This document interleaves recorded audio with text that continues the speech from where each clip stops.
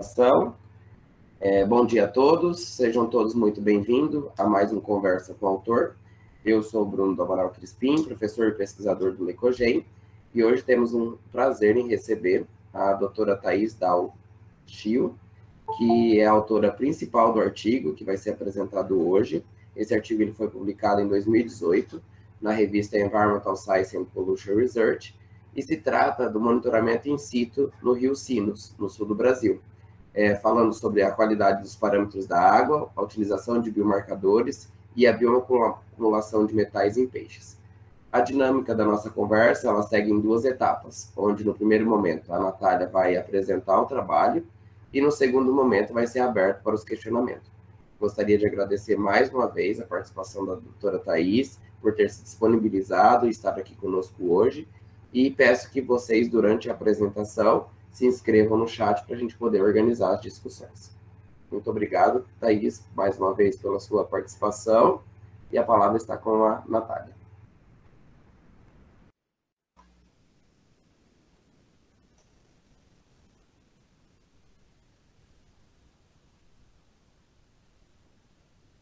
Só me confirmem, por favor, se vocês estão vendo, estão me ouvindo bem. Sim, Natália, está tudo certo. Tá. Então, bom dia, pessoal.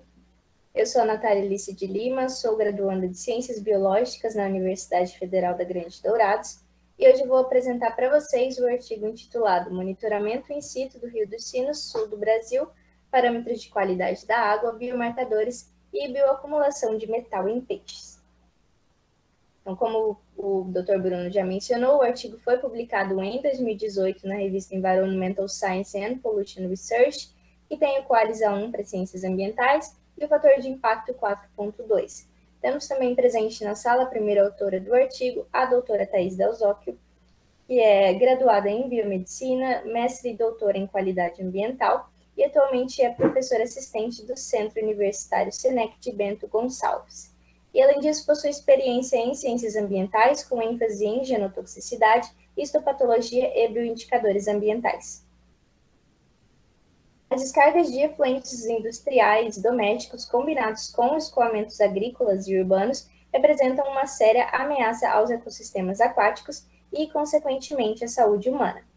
E os estudos de campo apresentam vantagens de serem mais relevantes em termos ecológicos do que os testes de toxicidade em laboratório, pois levam em consideração as interações entre as variáveis bióticas, como interações multiespécies, as variáveis físicas, como intensidade da luz, vazão da água, e as químicas, como misturas de substâncias tóxicas.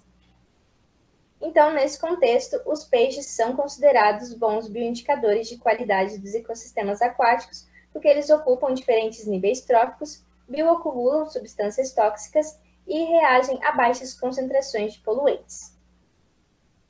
E a bacia do Rio dos Sinos está localizada na região leste do estado do Rio Grande do Sul e fornece água potável para cerca de 1.600.000 habitantes. E o Rio dos Sinos, que é o principal rio da bacia, é considerado o quarto rio mais poluído do Brasil. E nessa região a produção industrial é altamente diversificada, tendo indústrias de calçado, couro, serralheria, maquinaria, alimentos, dentre outras. E essas atividades industriais, somadas à eliminação da vegetação ribeirinha, atividades agrícolas, principalmente cultivo de arroz e cana-de-açúcar, pecuária, suinocultura e também as baixas taxas de tratamento de esgoto doméstico, contribuem para uma má qualidade da água. Então, considerando a importância do Rio dos Sinos para a economia e para a saúde pública, o estudo teve como objetivo usar respostas de biomarcadores em peixes capturados em 3 locais para avaliar os graus de pressão antrópica na seção média do Rio dos Sinos, analisar a influência dos rios Paranhana nos parâmetros da qualidade da água e o Rio dos Sinos, avaliar o uso de Briconaméricos hierinte como espécie bioindicadora e verificar a bioacumulação de metal no músculo dos peixes. E a hipótese do estudo é que a baixa qualidade da água, as alterações aumentadas nos biomarcadores e maiores concentrações de metais no músculo dos peixes serão observadas na direção a jusante. A bacia do Rio dos Sinos cobre 32 municípios e o Rio dos Sinos tem 190 quilômetros de extensão. E a cobertura vegetal da bacia é reduzida a restos de florestas. E a bacia é dividida em 3 seções, a seção superior, a média e a inferior. E na seção média, o Rio dos Sinos recebe água de 2 afluentes importantes. O primeiro é o Rio Ilha, que tem uma menor densidade populacional e sofre impactos de atividades agrícolas. E o Rio Paranhana, que tem uma maior densidade populacional e sofre impactos de efluentes urbanos e industriais. E, além disso, esses dois afluentes não são monitorados pela Agência Estadual de Proteção Ambiental, então sua qualidade não é conhecida. E, em geral, há uma diminuição na qualidade da água da seção superior para a seção inferior. Em relação à coleta das amostras, as coletas foram realizadas em janeiro, que é verão, abril no outono, julho no inverno e dezembro na primavera de 2014. E foram analisados os parâmetros: a demanda química de oxigênio, nitrogênio amoniacal por titulação, a demanda bioquímica de oxigênio, fósforo total, total de sólidos suspensos, pelos métodos manométrico, colorimétrico e gravimétrico, respectivamente, os elementos químicos níquel, chumbo, ferro, zinco, alumínio e cromo total por espectrometria de absorção atômica, e os coliformes totais e termotolerantes. O número mais provável foi obtido através da enzima método de substrato. E os valores obtidos foram comparados com a resolução CONAMA 357 de 2005 para águas de classe 1. E o esforço amostral dos peixes foi de aproximadamente 1 hora por local. Esses peixes foram capturados, pesados, medidos e posteriormente sacrificados. A determinação dos biomarcadores, cálculo do índice de massa escalonado, o SMI, foi utilizada a fórmula proposta por Peg Green de 2009. O teste de micronúcleo foi feitos esfregaços com uma gota de sangue do peixe e, posteriormente, esses esfregaços foram analisados em microscopia óptica, 3.000 eritrócitos por peixe. E as amostras de brânquia foram seccionadas no micrótomo rotatório de 5 micrômetros de espessura. Para a detecção de metal no músculo dos peixes, foi utilizado o espectrômetro de absorção atômica para a identificação do alumínio, cádmio, cromo, chumbo, manganês, níquel e zinco. E esses valores foram comparados com a resolução Anvisa de 1998 e de 2013. Para as análises estatísticas, foi realizado o teste de Kolmogorov-Smirnov-Levin para a distribuição normal e homocedasticidade dos dados, análise não paramétrica, uma vez que os conjuntos de dados no teste de micronúcleo, SMI e histopatologia não atendeu os pressupostos de homocedasticidade ou normalidade, teste de Mann-Whitney-Kruskal-Wallis seguido pelo teste de Dunn para analisar as diferenças espaciais e temporais nessas respostas de biomarcadores, teste T de Student-Janova seguido pelo pós-teste de Tuck das concentrações de metal no músculo dos peixes. E, por fim, a correlação de Spearman entre a precipitação, as respostas dos biomarcadores e a concentração de metais na água e no músculo dos peixes. E, considerando os 14 parâmetros analisados, a resolução CONAMA 357 estabelece o limite máximo para 11. E, dentre esses valores, os 5 parâmetros, o fósforo total, coliformes termotolerantes, alumínio, ferro e chumbo, ultrapassaram os limites nos 3 locais de amostragem. O nitrogênio amoniacal e o cromo não foram detectados e apenas os valores de cobre, níquel e zinco estavam dentro dos limites. O S3 apresentou os maiores valores médios de fósforo total, coliformes totais termotolerantes, cobre, chumbo e zinco.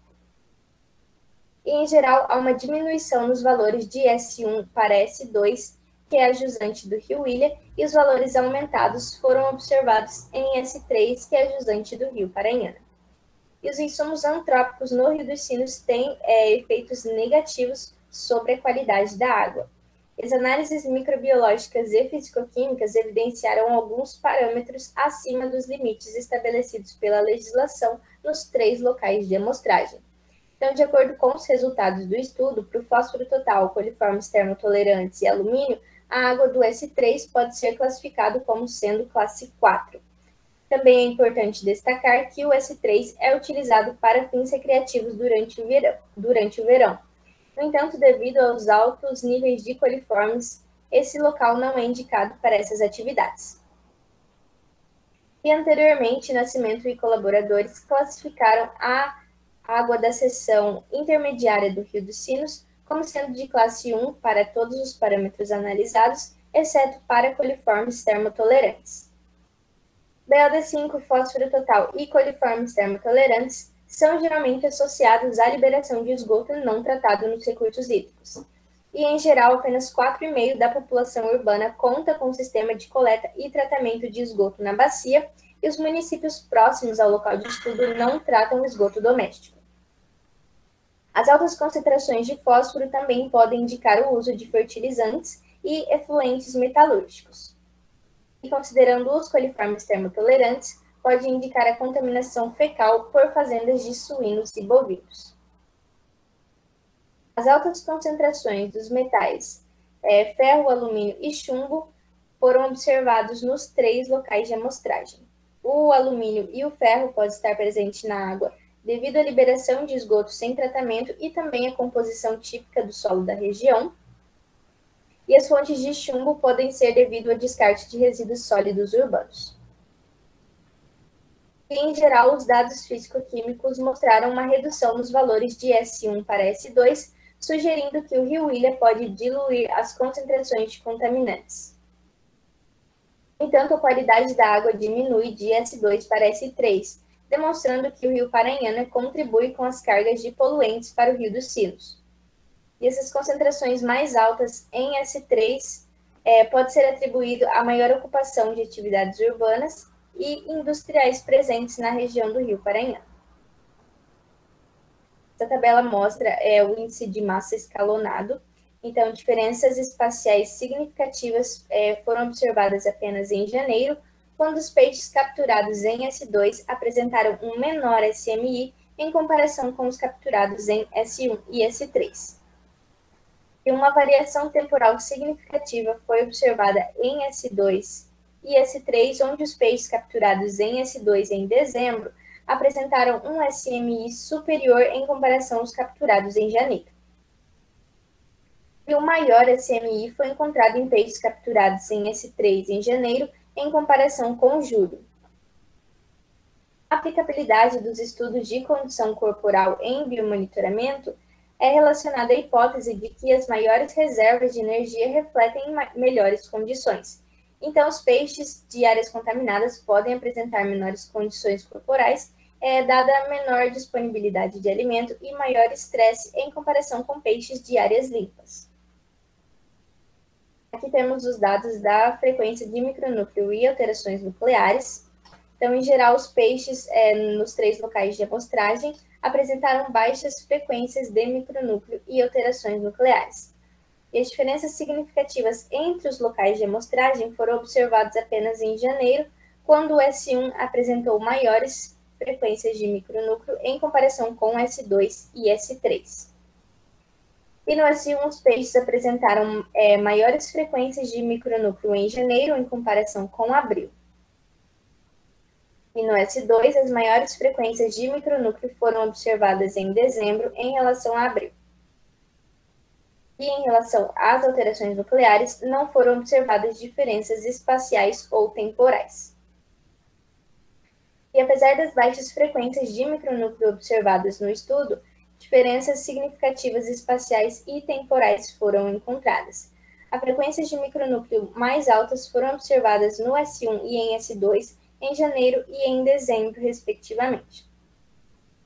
E isso pode ser atribuído às atividades agrícolas durante esses períodos, especialmente o cultivo de arroz na parte superior do rio, que influencia em S1, e na área do rio Ilha, que influencia S2. E alguns estudos relatam efeitos genotóxicos em peixes como resultado da exposição a pesticidas. E Bergamaschi colaboradores e Bianchi colaboradores não relataram nenhum efeito genotóxicos nas amostras de água da seção intermediária do Rio dos Sinos, em Leporinos obtucidens e Estianax jacuiensis. A forte correlação entre a frequência de micronúcleo, zinco na água e cádmio no músculo indicam alguma relação deste biomarcador com contaminação por metal. E como complemento das análises de micronúcleo, as alterações nucleares são frequentemente avaliadas, uma vez que essas anormalidades são induzidas por agentes citogenotóxicos. E, no geral, as frequências de alterações nucleares foram mais altas que as frequências de micronúcleo. Aqui nessa figura temos os resultados das alterações histológicas. Então, as duas alterações mais frequentemente observadas foi a hipertrofia, que é a figura 2A, e a hiperplasia, figura 2B. Não houveram diferenças espaciais considerando cada tipo de alteração. E comparando diferentes períodos no mesmo local, ambos S1 e S2 apresentaram frequências significativamente mais altas de hipertrofia em julho e em dezembro, em comparação com janeiro e abril. E no S3, as frequências aumentaram significativamente em julho e em dezembro, em comparação com janeiro. E agora, considerando a hiperplasia das células epiteliais, que é a figura 2B, foram observadas as maiores frequências em janeiro, em comparação com julho e dezembro, no S1. E no S2, apresentaram as maiores frequências de hiperplasia em janeiro, em comparação com outros períodos de amostragem. E no S3, as maiores frequências foram observadas em abril, em comparação com julho e dezembro. E as baixas frequências de fusão lamelar, edema, necrose e aneurisma foram encontradas e nenhuma diferença espacial ou temporal significativa foi observada, então esses dados não foram mostrados. Nessa tabela temos os dados da frequência de lamelas com alterações e células da mucosa. Então, não houveram diferenças entre os sites, e no S1 e no S2 apresentaram frequências significativamente mais altas de lamelas com alteração em julho e em dezembro, em comparação com janeiro e abril. E no S3 foi observada menor frequência de lamelas com alterações em janeiro do que em comparação com outros períodos de amostragem. E, além disso, as frequências de lamelas com alterações no S3 em julho foram superiores em relação a abril. E para as células da mucosa, não foram observadas diferenças espaciais significativas. Foi observada uma variação temporal significativa no S2, onde as frequências maiores foram encontradas em janeiro, em comparação com abril e julho, e em S3, onde as frequências mais altas de células da mucosa foram observadas em janeiro, em comparação com outros períodos de amostragem. E as alterações no epitélio branquial como resultado da exposição a xenobióticos foram relatadas em vários estudos de campo. E, em geral, as alterações branquiais podem refletir na ação direta de xenobióticos, possivelmente aumentando a geração de espécies reativas de oxigênio ou efeitos mediados pelo cortisol. E, dependendo da dose, as características e a duração da exposição do poluente, as enzimas antioxidantes de proteção se tornam defesas insuficientes. E as alterações branquiais mais frequentemente observadas no estudo, que foi a hipertrofia epitelial e a hiperplasia, são consideradas lesões de estágio 1, que são respostas de defesas que ajudam a prevenir a absorção de contaminantes na água. E o aumento de número das células mucosas também é indicativo da presença de substâncias tóxicas na água, que está relacionada ao aumento da secreção de muco. No entanto, as frequências semelhantes de células da mucosa e outras alterações lamelares sugerem níveis equivalentes de estresse ambiental. E quanto à genotoxicidade, não existem estudos publicados que avaliem as alterações morfológicas branquiais em peixes capturados no Rio dos Sinos. Nessa tabela temos os dados das concentrações de metais no músculo de Briconaméricus e Erinche. E os níveis significativamente mais elevados de alumínio e manganês foram observados em S2 em comparação com S3, bem como as maiores concentrações de zinco em abril em S2 do que em S1 e S3. E em julho, o S1 apresentou as maiores concentrações de manganês do que S2 e S3. No S1, os níveis mais elevados de cádmio foram observados em julho em comparação com abril, e o níquel foi observado em abril em comparação com julho. E em S2, as concentrações mais altas de manganês e níquel foram encontradas em abril e dezembro em comparação com julho. E no S3, as concentrações significativamente maiores de manganês, níquel e zinco foram encontradas em abril em comparação com julho. E as concentrações de cádmio, zinco em abril e níquel em julho no S3 ficaram abaixo dos limites de detecção. Então, com base nos limites de concentração dos metais que é informado pela Anvisa, o cromo ficou acima dos limites em todas as amostras analisadas. E as altas concentrações de cádmio foram observadas nas 3 amostras de julho e em S2 em dezembro. E os níveis de níquel e zinco estavam de acordo com os limites considerados seguros para o consumo humano. Aqui temos os dados da precipitação, e os valores mais altos foram observados em janeiro para todos os locais de amostragem, e os mais baixos foram observados em abril para S1 e julho para S2 e S3. E a análise de correlação realizada entre a precipitação e as variáveis analisadas revelaram uma correlação positiva moderada significativa entre a precipitação e a frequência das células da mucosa. E, além disso, uma forte correlação positiva foi observada entre as variáveis chumbo e alumínio na água do rio, zinco na água do rio e a frequência de micronúcleo, o SMI e o cromo no músculo dos peixes, cádmio no músculo dos peixes e a frequência de micronúcleo, cádmio no músculo dos peixes e a frequência de lamelas com alteração, cromo no músculo dos peixes e a frequência de células da mucosa, cádmio e chumbo no músculo dos peixes e cromo e níquel no músculo dos peixes. E, além dos níveis de contaminantes na água do rio, algumas variáveis podem influenciar na bioacumulação de metal no músculo dos peixes, como a fisiologia da espécie, comportamento alimentar, idade, tamanho e a especiação do metal. As concentrações superiores de manganês e zinco nas amostras de músculo dos peixes podem estar relacionadas a práticas de agriculturas presentes na parte alta do Rio dos Sinos e também para o fluxo de água do Rio Ilha. E a aplicação de elementos essenciais como o manganês e o zinco são utilizados para estimular o crescimento das plantas, que é uma forma de remediar as deficiências do solo. As concentrações de cromo, chumbo e cádmio ultrapassaram os limites considerados seguros para consumo humano, de acordo com a Anvisa. E não houve correlações entre os metais na água do rio e metais no músculo dos peixes. Os valores de cádmio acima do limite em S2 e S3, o cádmio é um metal não essencial e ele pode ir para o ambiente aquático devido a atividades agrícolas, de mineração, atividades industriais, dentre outras. E justamente por ele não ser um metal essencial, é considerado um dos mais tóxicos. As concentrações de chumbo no músculo dos peixes acima do limite foram encontrados em S1. As fontes de chumbo incluem aditivos de combustível, eliminação de resíduos sólidos urbanos e materiais coloridos com tinta de chumbo.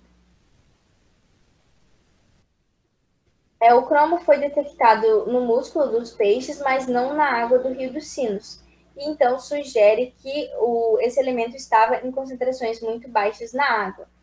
E a contaminação dos recursos hídricos por cromo geralmente é associado ao curtimento de couro, que é uma atividade comum na região.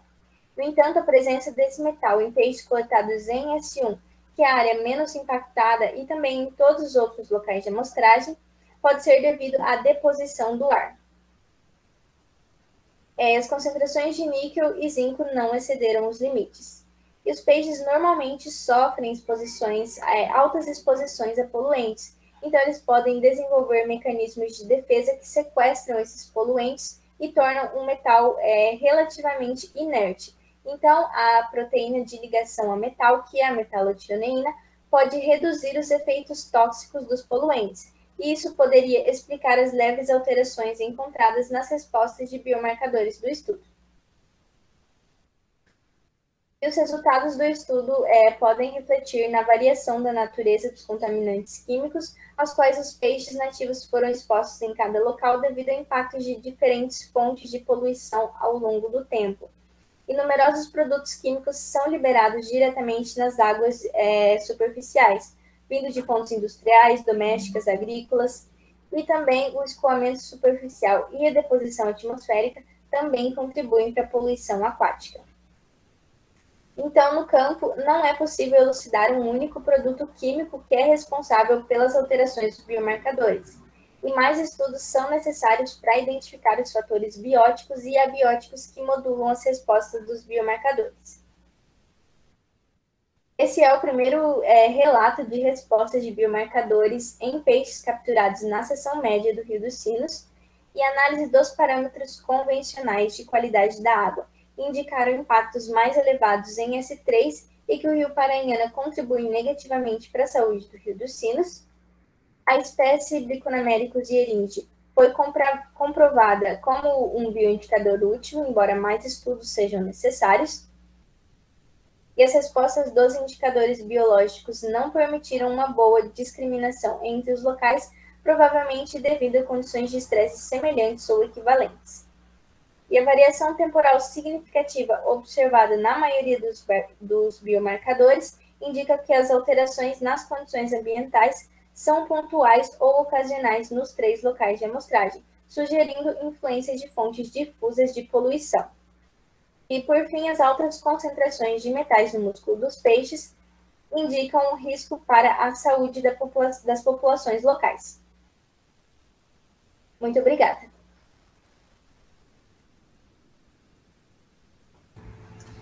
Obrigado, Natália, pela sua apresentação. E aí vamos dar direcionamento à segunda etapa. A primeira pessoa a questionar é a Lucilene. Primeiramente, parabéns, Natália, pela sua apresentação. Excelente apresentação. E aí eu tenho algumas dúvidas para a professora Thais. E também parabéns, né, para a professora Thais pelo excelente trabalho, um trabalho assim bem completo, mostrando as reais condições de um ambiente aquático de extrema importância, né, tanto econômica e ecológica para a região, que infelizmente a poluição está de forma assim, muito significativa e gera grandes preocupações, né? Já está afetando a biota aquática e, consequentemente, futuramente, a saúde humana. Então, excelente trabalho, um trabalho bem completo. Inclusive, no início da reunião, eu comentei que eu já utilizei o seu trabalho como referência, já citei que eu também trabalho com essa parte de monitoramento ambiental com peixes.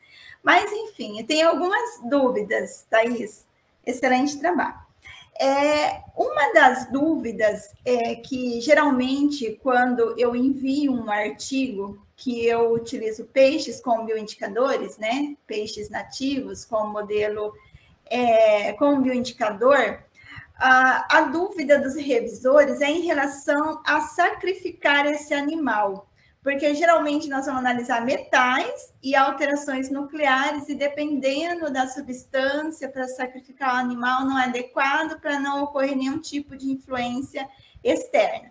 Geralmente, nós utilizamos, né, a imobilização do animal em água gelada para depois ocorrer o sacrifício desse animal. Só que muitos revisores questionam isso, falam que causa dor, sofrimento. Aí eu gostaria de saber qual que é a forma que vocês utilizam para sacrificar esses animais. Olá a todos novamente. Primeiramente, eu gostaria de agradecer o convite do grupo para vir aqui falar um pouco sobre os trabalhos, né, que foram desenvolvidos na época do meu doutorado. E também queria parabenizar a Natália pela excelente apresentação. Provavelmente os meus slides que eu usei para defender o doutorado não eram tão bons. Tá? Muito boa apresentação mesmo. Obrigada. Lucilene, obrigada pelo seu questionamento. E, assim, a gente não porque eu não sei se vocês chegaram a ver até nesse trabalho, acho que não foi citado, mas nesse trabalho do Rio dos Sinos nós tínhamos 3 pontos. E durante o meu doutorado a gente investigou, na verdade, 7, sendo que 2 estavam localizados no Rio da Ilha, nascente Foz, e 2 no Rio Paranhana, nascente Foz. Aí, na hora de publicar, ia ficar um artigo muito grande, né? Até esse também ficou bem grande. E por isso que a gente acabou optando por publicar de forma separada. Se eu não me engano, em apenas um dos artigos, até não sei se foi esse, que os revisores nos questionaram, né? Que a gente colocasse como que havia sido o sacrifício dos animais. Como é que a gente fazia? A gente fez alguns experimentos em laboratório, até com óleo de cravo para anestesiar os animais, também fizemos com água gelada, para a questão das que antes a gente trabalhava mais com análise histológica das brânquias, mas não deu muito certo.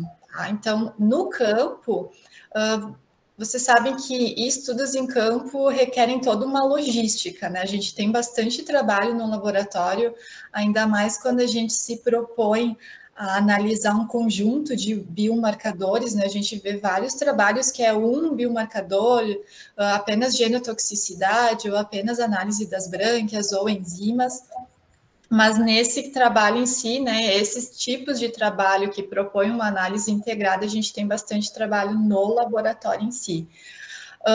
O que a gente fazia com esses estudos em campo? A gente fazia a coleta dos peixes e imediatamente a gente sacrificava com secção da medula espinhal.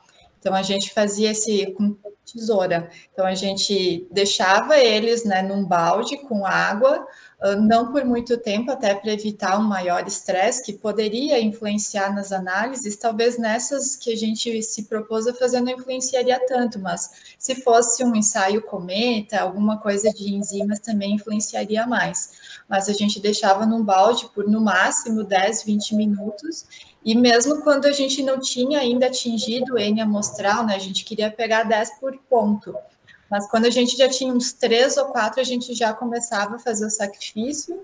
Aí, primeiro, a gente coletava sangue para o teste de micronúcleos, para fazer, a gente já fazia em campo mesmo as lâminas. Depois, a gente coletava as brânquias, sendo que o primeiro arco branquial a gente separava para histologia, e esse primeiro arco depois a gente utilizou para fazer a coloração com hematoxilina eosina, e também fizemos cortes para fazer a coloração para células de muco. O que não estava previsto, quer dizer, estava previsto no trabalho, mas a gente não conseguiu fazer, foi a questão das metalotioneinas, que daí a gente deveria fixar as amostras com formol, mas no fim a padronização não deu certo e a gente deixou essa análise de lado. Aí depois que a gente coletava o arco branquial, né, o primeiro para HE e células de muco, o segundo a gente coletou para metalotioneína, a gente fixava em formol. E, por fim, daí a gente coletava o músculo para fazer a análise de metal. Então, a gente fazia assim, imediatamente a gente sacrificava os animais com secção da medula e já coletava as amostras em campo, daí a gente levava isso depois para o laboratório. Ah, certo. Realmente, trabalho em campo com toda essa... com os objetivos, né? Diversos objetivos, tem que ter uma logística bem organizada e tem que praticamente levar o laboratório para o campo, né? Para poder...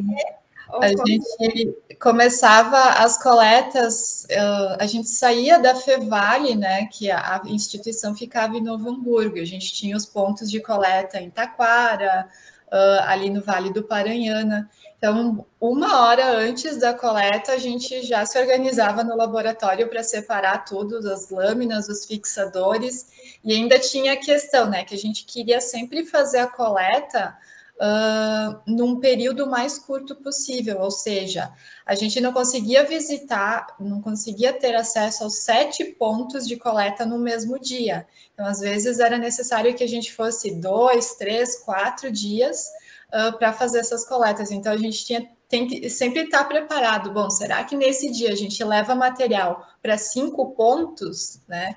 Ainda tem que ver chuva, né, Thaís? Tem vezes que vem chuva, tem todos esses... Aconteceu no início de a gente via que a gente demorava para pegar os peixes, né? Sim. E no início aconteceu, bom, hoje vai dar para a gente ir só em 2 locais de coleta, mas aí as coletas eram muito rápidas e a gente tinha que voltar para a instituição porque a gente não tinha material para processar mais peixes de outros pontos. É bem estável, né? Coletas em campo, tem que realmente ter bastante tempo disponível, né? Não é uma tarefa tão fácil. No começo é mais difícil, mas depois, assim, como a gente fez, nós fizemos 5 coletas, e depois ainda a gente fez um outro experimento apenas para coletar água para fazer a exposição in situ, porque vocês sabem que às vezes a gente termina um experimento, né, não, com mais perguntas do que respostas. Sim, verdade. Então, no finalzinho ainda a gente fez toda essa parte da exposição em laboratório e, claro, tinha toda a questão também da logística da coleta de água, né? Eu não sei se vocês trabalham com coliformes termotolerantes, mas a gente utilizava o Colilert, que a gente tinha que incubar a amostra no dia que ela foi coletada e fazer a leitura 24 horas depois. Ou seja, quando a gente fazia a amostragem na sexta-feira, a gente tinha que ter uma organização para que alguém fosse no laboratório no sábado para fazer essa leitura. Sim, realmente, por trás de todo o trabalho, né, publicado, tem muito, muito trabalho em relação à obtenção desses resultados. A gente faz isso também, Thaís. Ficamos no campo há semanas coletando, processando material, volta para o laboratório, tem mais trabalho ainda, enfim. É bem importante, como tu comentou também, a chuva, né? Que às vezes a gente faz toda uma programação para fazer a coleta e naquela semana chove bastante e os nossos pontos de coleta, o acesso não era assim, como as pessoas pensam, vou lá na beira do rio, coloco a armadilha e espero. Não, tinha locais que o acesso ficava bem complicado quando chovia, né? O rio, ele subia bastante e por mais que a gente tentasse capturar os peixes nesses dias, a gente acabava tendo que esperar 1 ou 2 dias para voltar lá e atingir o nosso N amostral. Sim, realmente. E aí vem chuva, não está preparado, as lâminas já não pode ter água, né? Quando você vai montar ali o esfregaço, realmente. É bem complicado, coletas em campo, e quando tem que processar alguns materiais no campo mesmo. Mas bem interessante. Thaís, a outra dúvida é sobre o mecanismo de defesa que a Natália comentou, que pode ser que ocorra uma redução de metais com a metalotianeína. Isso. Eu gostaria que você falasse um pouquinho mais. Eu só marquei o inicial, metalotianeína. Bom, tem alguns trabalhos que mostram que a metalotianeína, que é uma proteína, a gente tem a metalotianeína hepática, a metalotianeína da brânquia, e que ela seria uma proteína cuja expressão aumenta durante o estresse, durante a exposição a alguns metais presentes no ambiente. Então, a gente esperava que a gente conseguisse mensurar essa metalotianeína para mostrar que talvez um aumento da expressão dessa proteína servisse como mecanismo de defesa e a gente observasse uma menor bioacumulação do metal no músculo. Mas, infelizmente, como eu comentei, né, essa análise a gente acabou tendo que deixar de lado, ela estava prevista no projeto, mas por problemas de padronização, o tempo de padronização a gente acabou não conseguindo cumprir, e a gente tinha ainda também previsto a análise da acetilcolinesterase, que também a gente acabou não tendo tempo e dinheiro para fazer a padronização e mensurar. Mas ela seria, sim, um mecanismo de defesa, né, contra a entrada do metal nos peixes, a metabolização, e a gente acabou tendo que focar apenas na análise morfológica das brânquias em si. Certo, realmente alguns testes têm um custo elevado, né? Principalmente da acetilcolinesterase. Thaís, a última pergunta, a última dúvida. Eu já li vários artigos referente ao rio Sinos. Por que a escolha do trabalho? Como a Natália comentou na apresentação, é o quarto rio mais poluído do Brasil. E tem vários artigos que eu já li referente ao Rio Sinos. Nossa, olha, mais um artigo do Rio Sinos, mostrando a contaminação, a poluição. Tem algum estudo de recuperação dessa área? Como que está a realidade desse Rio Sinos? Se as pessoas consomem esses peixes do rio? Bom, aqui na região onde a Universidade Fevale está localizada, o Rio dos Sinos tem muitos estudos em relação a ele, porque, como a Natália comentou na apresentação, né, é uma importante fonte de abastecimento de água pública aqui nessa região. E também, infelizmente, né, por questão de investimento em políticas públicas, o saneamento aqui na região é um pouco precário, tratamento de esgoto ainda é um assunto assim que está inicialmente sendo discutido. Então, devido aos inúmeros impactos no rio e por ele ser utilizado como abastecimento, a gente optou por trabalhar com ele.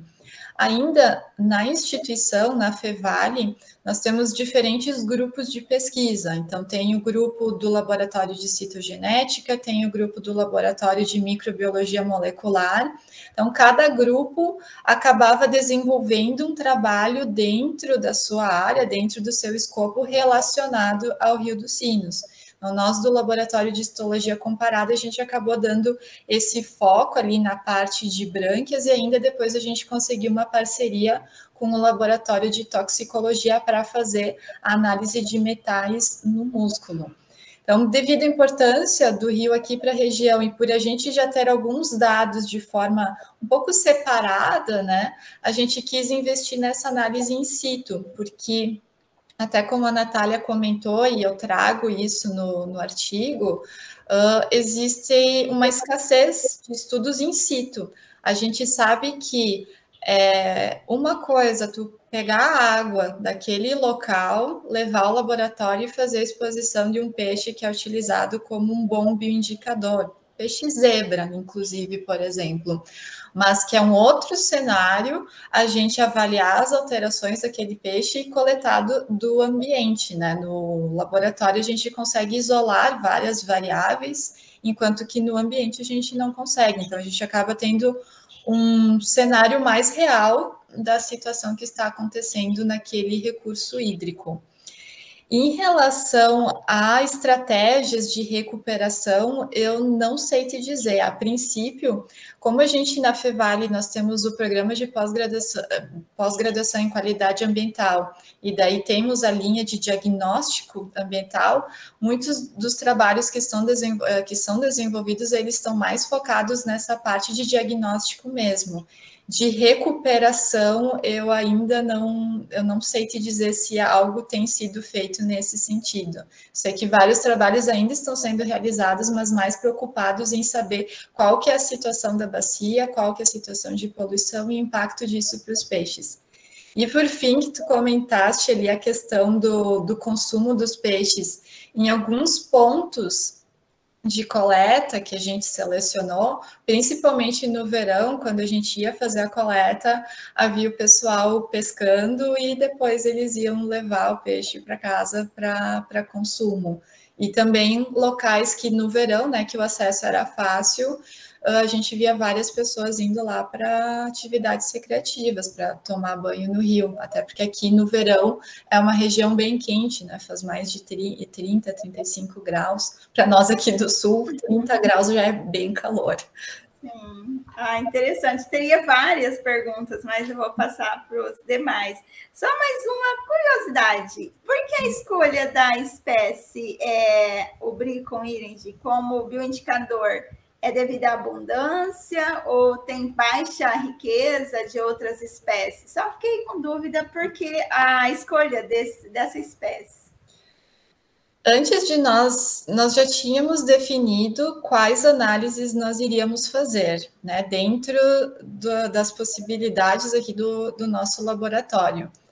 E antes de iniciar as coletas propriamente ditas, a gente fez um estudo piloto. A gente fez uma parceria com o pessoal da Unicinos, que trabalha bastante na identificação dos peixes.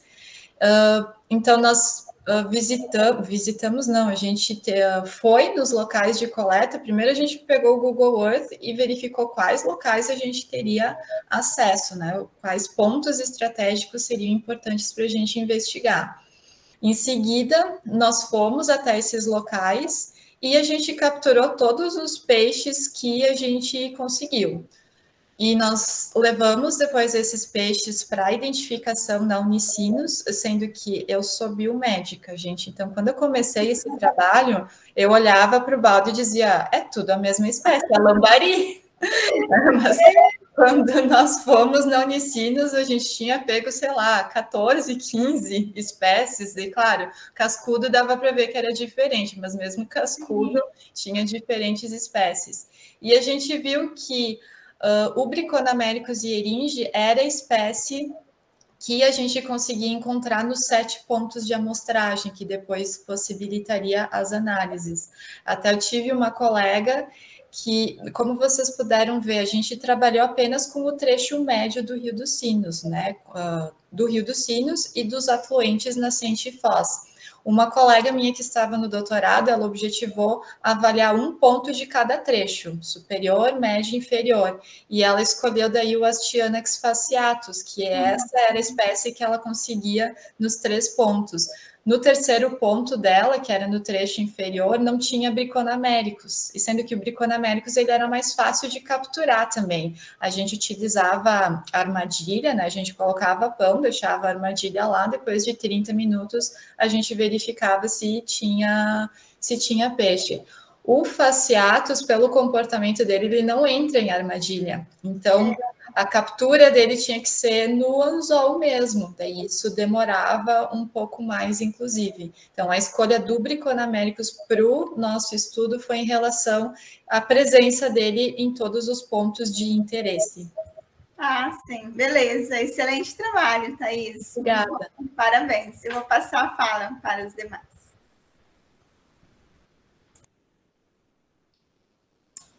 Milena.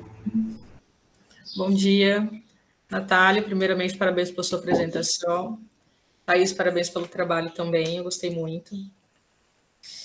A minha dúvida seria em relação a alguns resultados que a Natália apresentou, na qual ela citou que alguns pontos apresentam uma maior contaminação que outros, e alguns parece que é acima, né? E tanto que ela justificou, que você justificou no seu trabalho, que seria uma diluição no corpo hídrico, né? Então, o ponto acima, ele foi mais contaminado do que o próximo, e aí a justificativa seria uma certa diluição. Ao que você justifica exatamente essa diluição em relação ao outro ponto? Como eu comentei, a gente tinha, além desses 3 pontos localizados no trecho principal do Rio dos Sinos, nós tínhamos 2 pontos no Rio da Ilha, né, nascente e foz, e 2 pontos no Rio Paranhana. A proposta do trabalho era investigar a influência desses afluentes no Rio dos Sinos, se eles poderiam melhorar a qualidade da água ou se eles poderiam piorar, né, contribuir de uma forma negativa. O Rio da Ilha, até tem o artigo separado também, ele é um rio que ele não tem um volume de água muito grande e ele está localizado numa região relativamente bem preservada. A gente não, conforme a gente percorria, né, o rio para chegar no ponto de coleta, a gente via que não tinha indústria, não tinha muitas casas, por isso que a gente esperava que o Rio da Ilha ele contribuísse de forma positiva para a qualidade da água lá do S2, que seria o ponto localizado a jusante da foz do Rio da Ilha. O Rio Paranhana, por outro lado, ele já tem um cenário um pouco diferenciado, porque a gente observa uma maior quantidade de indústrias, atividades agrícolas, E isso a gente esperava que, até se quando a gente olhava pela imagem do Google Earth, a gente vê que a água do Rio Paranhana ela era bem mais escura, né? Quando ela entrava ali na calha do Rio dos Sinos. Por isso que a gente esperava que o Rio Paranhana contribuísse de uma forma negativa. No entanto, a gente viu que, claro que tem toda a questão da chuva, né, que até a gente não conseguiu investigar muito além, até porque os dados eles eram secundários, né, que a gente coletava de sites do governo. A questão da chuva a gente sabe que influencia bastante, mas a gente não sabe como, né? A gente fez a análise da correlação, mas tem os dois lados. A chuva ela pode diluir uma amostra de água, né? Enquanto que ela pode também concentrar, uma vez que ela pode provocar uma mobilização de poluentes que podem estar presentes no sedimento, né, no fundo do rio, e que após um evento assim, de alta precipitação, isso poderia levar algum dano nos peixes. Então, essa questão ali da diluição seria em relação à chuva, mas em relação a contribuição desses afluentes para a qualidade da água. Como nós observamos, a gente não teve um padrão de resposta, né? A gente não observou que sempre os animais do S2 apresentaram uma maior quantidade de alterações em relação ao S1, né, em todos os períodos de coleta. Então, fica difícil a gente dizer, né, se o rio realmente, determinado rio realmente afeta a qualidade da água de forma positiva ou negativa. Entendi. Não, eu questiono isso porque o nosso grupo de estudo trabalha muito com o uso do solo. Então, quando a Natália apresentou falando em questão dessa diluição, a primeira coisa que me veio na cabeça é, será que esse ponto não foi uma área que é mais preservada, né? Por isso que teve uma menor contaminação. E aí você não fez nenhuma análise de uso do solo, né?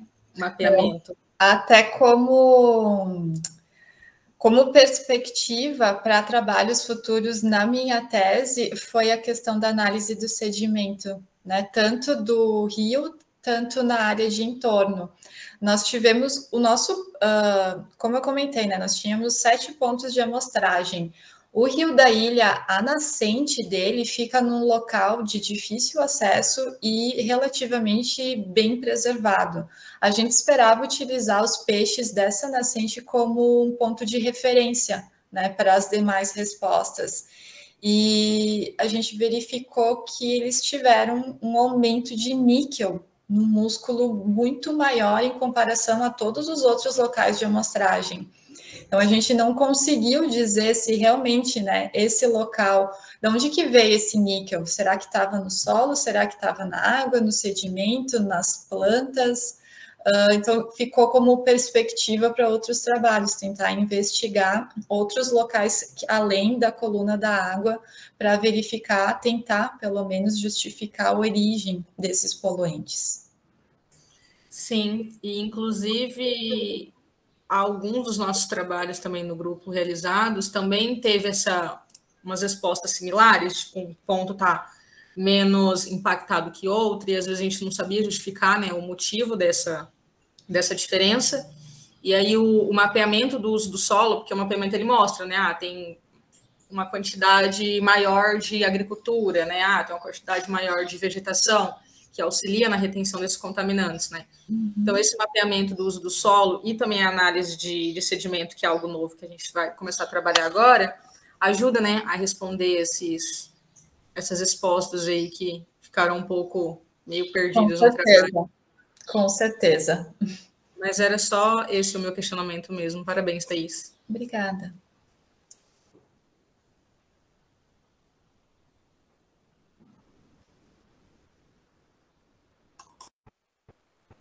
Guilherme. Bom dia, pessoal. Primeiramente, parabéns à Natália pela apresentação. E oi, professora Thaís, tudo bem? É um prazer te conhecer. Eu gostaria de questionar se houve alguma ação de divulgação científica ou contato com órgãos governamentais. Um dos nossos pontos de de coleta era num... Como é que eu posso dizer? Era tipo num parque que eles utilizavam para rafting, e também tinha vários pontos assim para o pessoal fazer churrasco, atividades recreativas. A gente deu o retorno para esse, porque era num parque privado, né? Então a gente deu um retorno para o pessoal desse parque, mas a gente tem contatos ali na Fevale que fazem parte de comitês de bacias, então, inclusive, um professor que faz parte do comitê, ele foi minha banca no doutorado, então eles tiveram acesso a esses dados, mas eu não saberia te dizer assim se alguma providência foi tomada a partir dos nossos resultados. O que a gente sabe é que para o meio científico, como eu comentei ali com a Milena, né, que a gente deixou alguns pontos em aberto lá nas considerações finais, os grupos de pesquisa que vieram depois, né, da minha geração, eles continuaram investindo, investigando esses pontos que ficaram em aberto. Até agora, recentemente, eu fui banca de qualificação do mestrado de um aluno que ele se propôs a justamente analisar a questão das metalotioneínas, e ele também selecionou outros pontos de amostragem ao longo da bacia para fazer a análise de metais no músculo, e também ele está utilizando uma outra espécie para a gente ver se a gente consegue, né, ter uma melhor visualização do cenário de contaminação da bacia. Muito obrigado.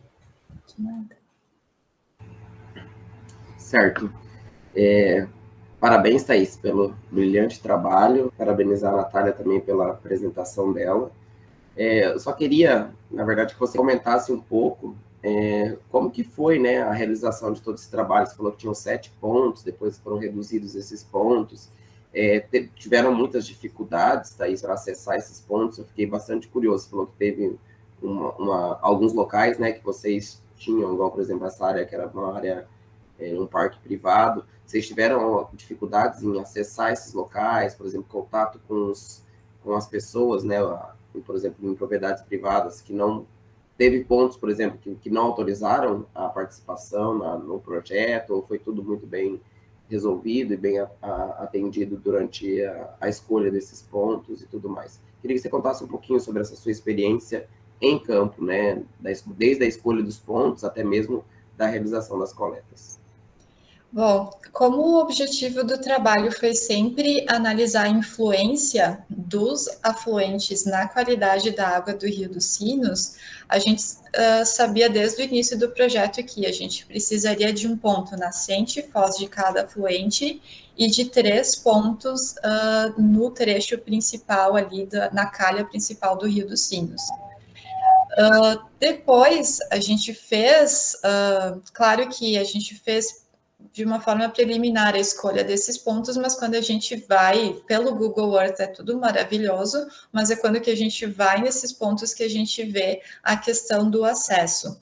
Dos 7 pontos que a gente selecionou para fazer o trabalho, a gente tinha esse ponto no Vale do Paranhana, que era um parque de rafting, então às vezes tinha dificuldade de a gente chegar lá, por exemplo, numa segunda-feira de manhã, chegar cedo e o ponto estar fechado, né? Que ele era, no caso, tinha uma pessoa que era responsável e nem sempre ela estava no local.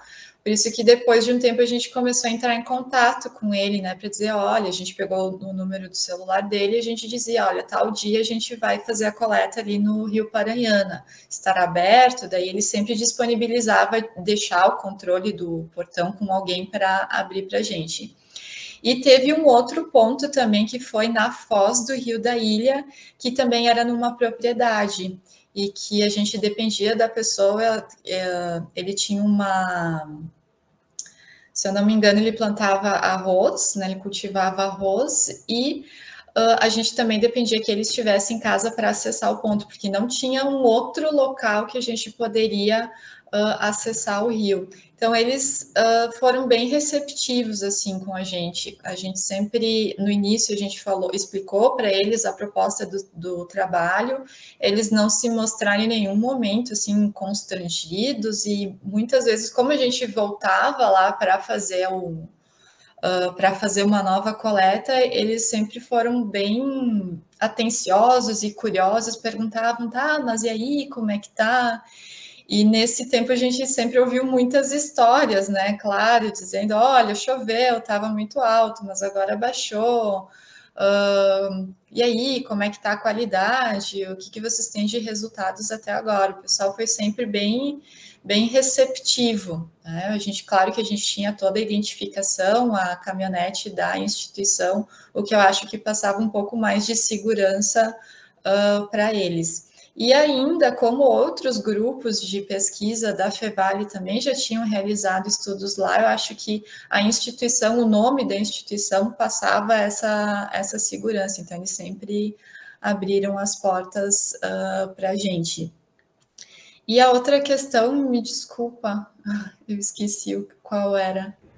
Não, era isso mesmo, era só para falar como que era a questão do acesso, né? Se vocês tiveram dificuldades em encontrar esses pontos, né? Durante eu ia comentar a questão também que eu comentei antes da chuva, né? Porque no ponto S2, que era o ponto a jusante da Foz do Rio da Ilha e a montante da Foz do Rio Paranhana, era um local que quando chovia a gente simplesmente não tinha acesso, né? Que o rio ele subia bastante e que daí era muito difícil, como é que eu posso dizer, o fluxo da água ficava muito intenso e daí a gente não conseguia fixar a armadilha, né? Porque a armadilha a gente tinha que colocar na margem que ela ficasse parada para o peixe entrar. Então, se o fluxo de água era muito intenso, a armadilha não ficava parada e isso dificultava bastante a coleta dos peixes.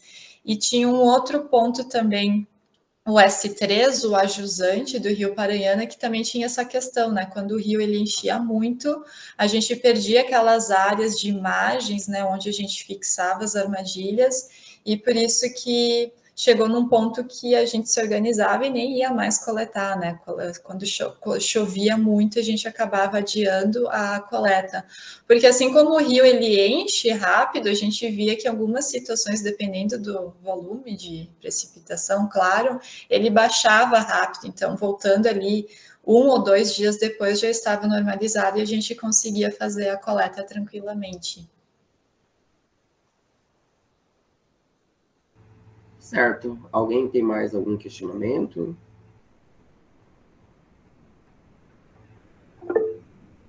Pode falar, Mariana. Bom dia ou boa tarde, com licença. Nenhum questionamento, na verdade, os meus colegas já perguntaram algumas das dúvidas que eu tinha. Gostaria apenas de parabenizar a Natália pela apresentação, parabenizar também a professora Thais pela excelente pesquisa. Gostei muito de tudo. E apenas isso. Muito obrigada pela presença hoje. Obrigada.